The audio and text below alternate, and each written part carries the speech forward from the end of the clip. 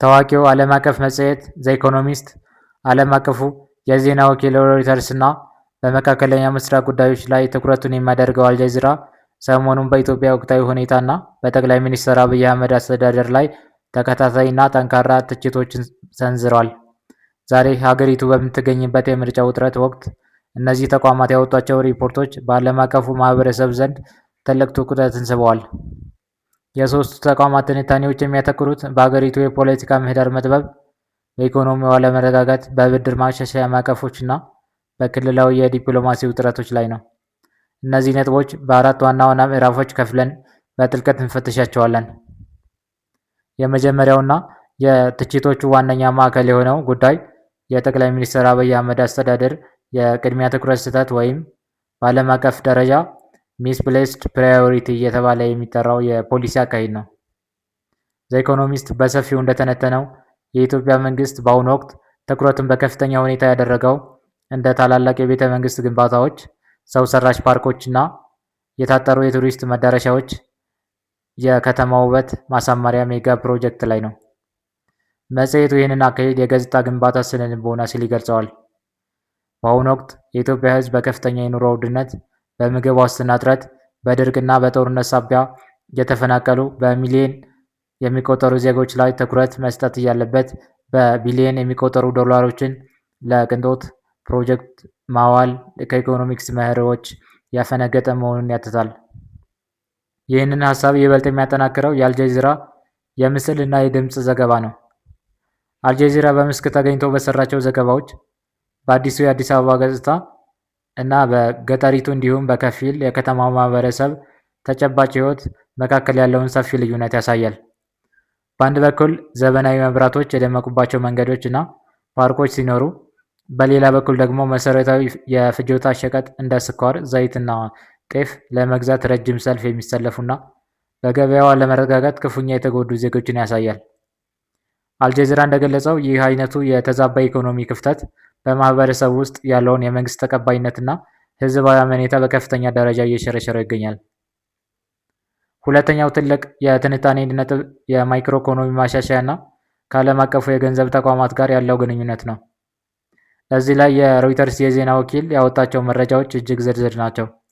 ሮይተርስ እንዳመለከተው የኢትዮጵያ መንግስት ከዓለም አቀፉ የገንዘብ ድርጅት ወይም IMF እና ከዓለም ባንክ የገንዘብ ድጋፍ እና የቢሊዮን ዶላሮች ብድር ለማግኘት ሲል የኢትዮጵያ ብር የምንዛሬ ተመን በገበያ ኃይሎች እንዲወሰን ወይም ፍለውት እንዲያደርግ መፍቀዱን ይታወሳል። ይህ ማሻሻያ በረጅም ጊዜ ሂደት ውስጥ የውጭ ቀጥታ ኢንቨስትመንትን ለመሳብና የዶላር እጥረትን ለመቅረፍ እንደ መፍትሄ ቢቀመጥም በአጭር ጊዜ ግን በአገሪቱ የዋጋ ንረትን እጅግ አስከፊ ደረጃ ላይ ያደርሶታል ይላል።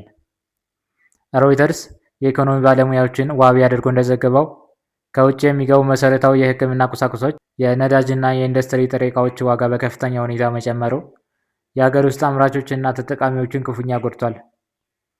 ዘ ኢኮኖሚስት በበኩሉ ይህንን ማይክሮ ኢኮኖሚያዊ ውሳኔ ከፖለቲካ ጋር ያገናኘዋል። መጽሔቱ እንዳለው የምንዛሬ ተመኑ መለቀቅ ያስከተለው የኑሮ ውድነት ጫና ዛሬ በሚካሄደው ምርጫ ላይ ህዝቡ በነፃነትና በደስታ ድምፁን እንዳይሰጥ ትልቅ የስነ ልቦና ጫና ፈጥሯል። መንግስት በዓለም አቀፍ ተቋማት የሚጣሉበትን ቅድመ ሁኔታዎች ለማሟላት ሲቸኩል ውሳኔዎቹ ቀጥተኛ ማህበረሰባዊ ቀውስ አስቀድሞ አለመስላቱ ትልቅ ስህተት እንደነበረ ሶስቱ ሚዲያዎች ይስማሙበታል። ሶስተኛውና ዛሬ እየተካሄደ ካለው ምርጫ ጋር ቀጥተኛ ግንኙነት ያለው ጉዳይ የፖለቲካ ምህዳሩ መጥበብና የሰላም እጥረት ነው። ዘ ኢኮኖሚስት በወቅታዊ ትንታኔ ላይ እንደገለጸው ምርጫው ሁሉንም ያካተተ ወይም ኢንክሉሲቭ የመሆን እድሉ ዝቅተኛ ነው። ለዚህ ደግሞ ዋነኛ ምክንያት በአገሪቱ ያሉ ዋና ዋና ተቃዋሚ ፓርቲዎች አመራሮቻቸውና ደጋፊዎቻቸው በነፃነት የመንቀሳቀስ፣ ሰላማዊ ሰልፍ የማድረግና አማራጭ ሀሳቦቻቸውን ለህዝብ የማቅረብ እድላቸው በከፍተኛ ሁኔታ መገደቡ ነው። የፖለቲካ ምህዳሩ በአንድ ወገን የበላይነት የተያዘ በመሆኑ ምርጫው እውነተኛና ዲሞክራሲ ፉክክር የሚታይበት መድረክ መሆን አልቻለም ሲል መጽሔቱ ያትታል። ይህንን ነጥብ አስመልክቶ አልጀዚራ ያቀረበው ዘገባ እንደሚያሳየው በተለያዩ የአገሪቱ ክልሎች ያሉ የፖለቲካ አለመረጋጋቶችና ግጭቶች ዛሬ ምርጫውን በሚካሄድባቸው ቦታዎች ላይ ጥላቸውን አሳርፈዋል። በኦሮሚያ ክልል፣ በአማራ ክልልና በሌሎች አካባቢዎች የሚስተዋሉ የጸጥታ እጥረቶች የህዝብ መፈናቀሎችና የትጥቅ ግጭቶች ባልተፈቱበት ሁኔታ የሚካሄደው ምርጫ ህዝባዊና ዓለም አቀፋዊ ተቀባይነት ለማግኘት እጅግ አስቸጋሪ ያደርገዋል። ሮይተርስ በበኩሉ ከአካባቢው የሰብአዊ መብት ተሟጋቾችና ታዛቢዎች ያገኘውን መረጃ ጠቅሶ እንደዘገበው በብዙ የአገሪቱ ክልሎች የምርጫ ጣቢያዎች በአግባቡ አለመደራጀታቸው፣ የታዛቢዎች እጥረት መኖሩና የደህንነት ስጋት መኖሩ የምርጫውን ታማኝነት ጥያቄ ውስጥ የሚጥል ነው። ሦስቱም የዓለም አቀፉ ተቋማት እንደሚያሳስቡት የሰላም እጥረት ባለበትና የተቃውሞ ድምፆች በታፈኑበት ሁኔታ የሚመጣ የምርጫ ውጤት ሀገሪቱን ወደ መረጋጋት ከማምጣት ይልቅ ፖለቲካዊ ቅሬታዎችን ይበልጥ ሊያባብስ ይችላል። አራተኛውና የመጨረሻው ትልቁ የትንታኔ አጀንዳ የኢትዮጵያ የውጭ ጉዳይ ፖሊሲና የቀጣናው ዲፕሎማሲያዊ ውጥረት ነው። ዘ ኢኮኖሚስት በሰፊው እንደተነተነው የጠቅላይ ሚኒስትር አብይ አህመድ አስተዳደር በቅርብ ዓመታት የተከተለው የውጭ ጉዳይ ፖሊሲ ኢትዮጵያን ከታሪካዊ የቅርብ ጓደኞቿና ጎረቤቶቿ ጋር ወደ አለመግባባት ውስጥ ከቷል። በተለይም ከሶማሊያ ጋር የተፈጠረው የባህር በር ስምምነት ውጥረት እና ከግብፅ እንዲሁም ከሱዳን ጋር ያለው የታላቁ ህዳሴ ግድብ ድርድር መቋረጥ ቀጣናዊ ስጋቶችን ከፍ አድርጎታል። ይህ ቀጣናዊ አለመረጋጋት ደግሞ በአገሪቱ ኢኮኖሚ ላይ ቀጥተኛ ተጽዕኖ አለው።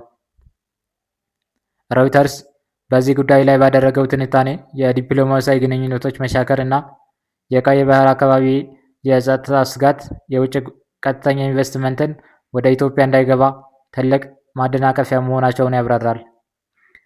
ዓለም አቀፍ ኩባንያዎች መረጋጋትና አስተማማኝ የህግ ማዕቀፍ በሌለበት አካባቢ ገንዘባቸውን ማፍሰስ ስለማይፈልጉ የኢትዮጵያ የኢኮኖሚ እድገት ፍጥነት እንዲቀንስ ምክንያት ሆኗል።